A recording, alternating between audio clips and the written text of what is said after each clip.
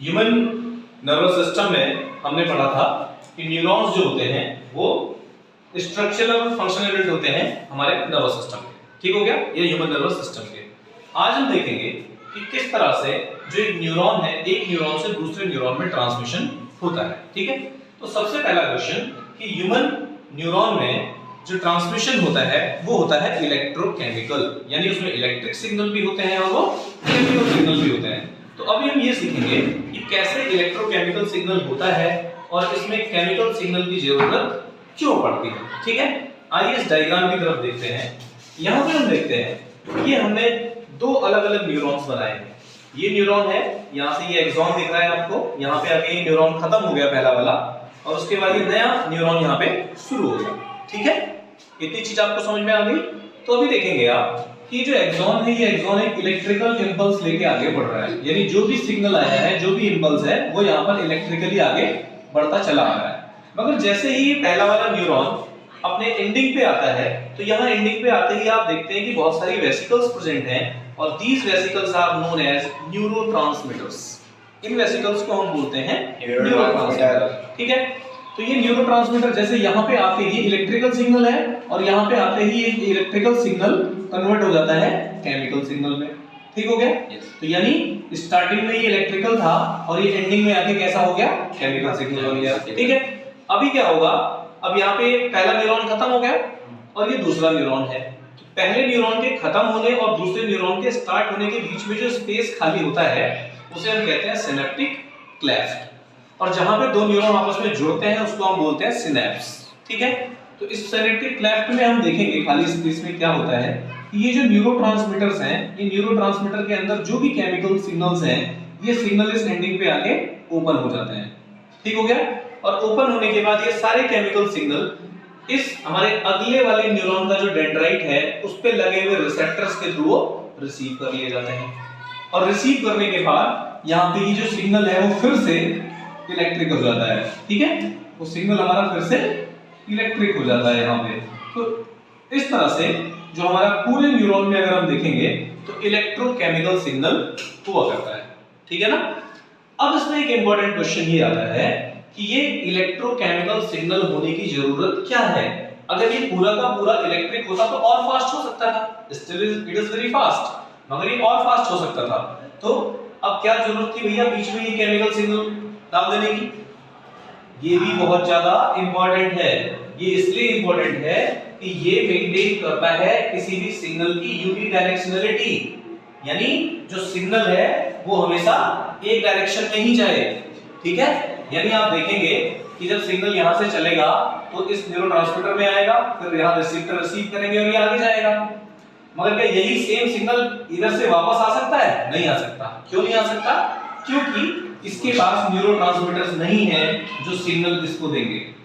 ठीक है, तो जब भी क्वेश्चन आएगा कि इलेक्ट्रोकेमिकल में केमिकल सिग्नल क्यों है, तो हम लिखेंगे कि it maintains unidirectionality of signal. Signal का यूनिडायरेक्शनल होना आवश्यक है, इसीलिए ये यहाँ पर प्रेजेंट होता है। ठीक है, और कैसे करता है ये वापस क्यों नहीं आएगा? सिग्नल वापस क्यों नहीं आएगा? क्योंकि ये नीचे वाला जो हमारा न्यूरॉन है इसमें यहाँ पर न्यूरोट्रांसमीटर प्रेजेंट है नहीं, तो वो सिग्नल केवल रिसीव कर सकता है, ये सिग्नल तो दे नहीं सकता। ठीक है, अगर इलेक्ट्रिक सिग्नल होता पूरे में तो वो कहीं से भी वापस हो सकता है, रिवर्स हो सकता है, मगर इस तरह से सिग्नल कंटिन्यूअसली आगे चलता जाएगा। ठीक है, ये बात यहाँ तक समझ में आ गई? ठीक है, इसके आगे बढ़ते हैं हम अलग अलग टाइप के रिफ्लेक्स एक्शन में। इसके बाद हम इसमें देखते हैं कि रिफ्लेक्स एक्शन क्या होता है और रिफ्लेक्स आर्क क्या होती है। ठीक है ना? तो रिफ्लेक्स एक्शन का मींस क्या है कि जब हमने कोई भी, जैसे हम स्नीजिंग कर रहे हैं, हम यॉनिंग कर रहे हैं, या हम कोई गर्म चीज छूते हैं तो हमारा हाथ अपने आप पीछे आ जाता है, it is reflex action. Okay, और ये रिफ्लेक्स एक्शन हमेशा ऑटोमेटिक होता है। बात समझ में आ गई? क्या है रिफ्लेक्स एक्शन? आपने कोई गर्म चीज छुई, एक्सट्रीम बहुत ही कोल्ड छू लिया, तो अपने आप आपको पीछे कर लोगे, इट इज रिफ्लेक्स एक्शन। ठीक हो गया? तो ये रिफ्लेक्स एक्शन कहलाएगा, ये ऑटोमेटिक होता है, अपने आप होता है, इसको आप नहीं करते, अपने आप नर्व से सिग्नल जाता है और उसको वो हटा लेता है। इसके बाद हम देखते हैं रिफ्लेक्स आर्क क्या होती है। आर्क का मींस आप जानते हो, ये एक पाथवे है तो रिफ्लेक्स एक्शन जब होता है तो पूरा पाथवे होता है ना, जैसे हमने कोई भी चीज छुई तो एक सिग्नल पहले जाएगा सेंट्रल नर्वस सिस्टम तक, फिर वहां से एक सिग्नल वापस आएगा, तब जाके हम हाथ को हटाएंगे पीछे। तो ये इसलिए पूरा एक पाथवे यहाँ पे है ना, समझ में आ रहा है?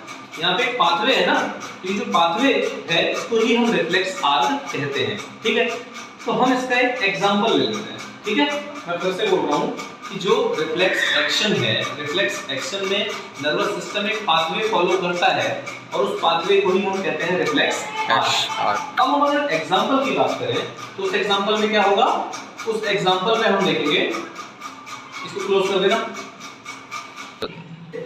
तो रिफ्लेक्स आर्क में हम देखते हैं, अगर एग्जांपल देखें हम, तो जब हम डिम लाइट में जाते हैं तो हम अपनी आंखों को थोड़ा बड़ा करते हैं जिससे हमें ज्यादा दिखाई दे, ज्यादा लाइट एंटर करे आंखों में। और जब हम ब्राइट लाइट में आते हैं तो अपनी आंखों को हम छोटा करते हैं, जब सन की तरफ देखते हैं तो आंखों को हम अपने आप छोटा कर लेते हैं जिससे कम लाइट एंटर करे। तो इसी को अगर हम रिफ्लेक्स आर्क में देखें तो क्या होता है, आइए देखते हैं। अगर हमारी जो आईज है, इस आई की तरफ कोई लाइट आ रही है, वो ब्राइट लाइट या डिम लाइट जो भी है, तो उसके आने में क्या होगा, आई कैसा काम कर रही है, रिसेप्टर की तरह काम कर रही है। ठीक है, आईज पे लाइट आई यानी स्टिमुलस आई, light as a form of stimulus, eyes ने उसको रिसीव किया तो दे आर रिसेप्टर। जब इन्होंने रिसीव कर लिया तो सेंसरी नर्व्स के थ्रू ये सारा जो लाइट रिसीव हुआ है इसका सिग्नल कहां जाएगा, ब्रेन में जाएगा। और फिर ब्रेन से क्या होगा, एक रिफ्लेक्स एक्शन के लिए एक सिग्नल मोटर नर्व के थ्रू इफेक्टर में यानी हमारी आईज की आइरिस मसल्स में जाएगा जो पिपिल को छोटा या बड़ा करती है। ठीक है, और फिर जब लाइट ज्यादा होगी तो ये मसल क्या करेगी, ये आई को स्ट्रेन कर देगी, और लाइट कम होगी तो ये मसल को फ्री कर देगी, जिससे जो पिपिल है हमारा बड़ा हो जाएगा और जो हमारी आंख है वो साइज में बड़ी हो जाएगी। ठीक है, तो आप देख रहे हैं कि लाइट के कम या ज्यादा होने की वजह से आई श्रिंक होती है या एक्स्ट्रा बड़ी करनी पड़ती है, हमें थोड़ी बड़ी करनी पड़ती है। तो इसको करने के लिए पूरा एक यहाँ पर पाथवे फॉलो हो रहा है, और आप देख रहे हैं सेंसरी नर्व्स हैं, मोटर नर्व्स हैं, और इनको बीच में कनेक्ट करने वाली रिले नर्व्स भी हैं जो हमने लास्ट लेक्चर में पढ़ा था। तो यहाँ पे एक ये पाथवे है और इसी पाथवे को हम कहते हैं रिफ्लेक्स आर्क। ठीक है, अगर आपको समझ में नहीं आया है तो आप आगे भी पूछ सकते हैं। ठीक है ना, आप कमेंट भी कर सकते हैं, आप फोन करके भी पूछ सकते हैं। ठीक है, और अगली क्लास में भी पूछ सकते हैं। ठीक हो गया, इसके बाद इस चैप्टर में बचा है ब्रेन और एंडोक्राइन, जो हम नेक्स्ट चैप्टर में नेक्स्ट सेशन उसमें खत्म कर देंगे। ठीक है, थैंक यू।